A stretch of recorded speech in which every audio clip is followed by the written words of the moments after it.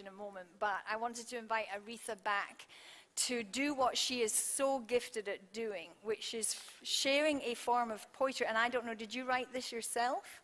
You did. Amazing. I think you'll be very moved, as if your emotions haven't already been taken through the ringer. That I feel like mine have. I don't know about you, but but I think this is perfect for what we've been talking about this morning, particularly thinking about that woman at the well.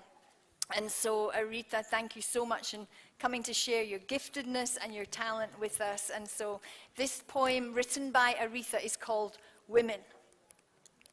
Thank you. Thank you for having me. Like she just stated, the title of this piece is called Woman. Woman, God in his ultimate power knew that when this world was created, there was something of great importance missing.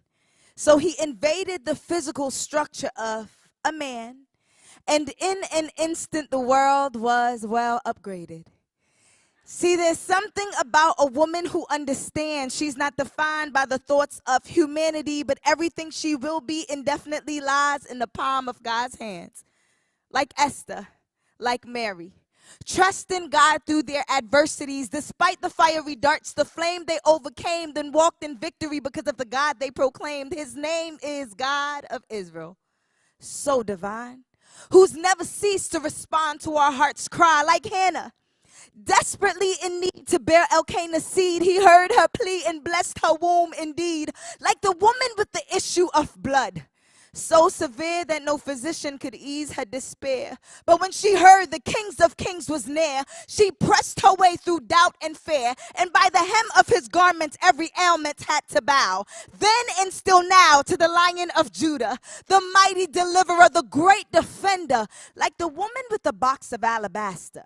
Negativity and naysayers surrounded her, but he looked beyond her faults, their thoughts, and saw her needs. Sidebar, I'm so glad I serve a God that's not moved by people's opinions of me. And their judgmental obligation plays no participation in whom he's called me to be.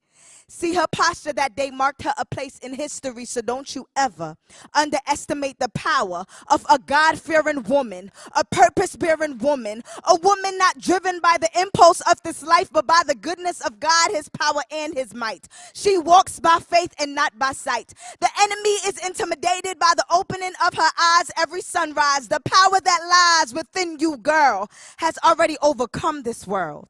So be ye transformed. Don't you dare conform.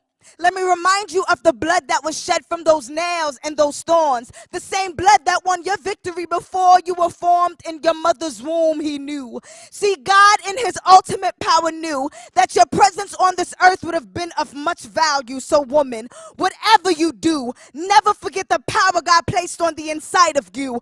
Woman, your seed still bruises the serpent's head. Woman, your best days aren't behind, they're up ahead.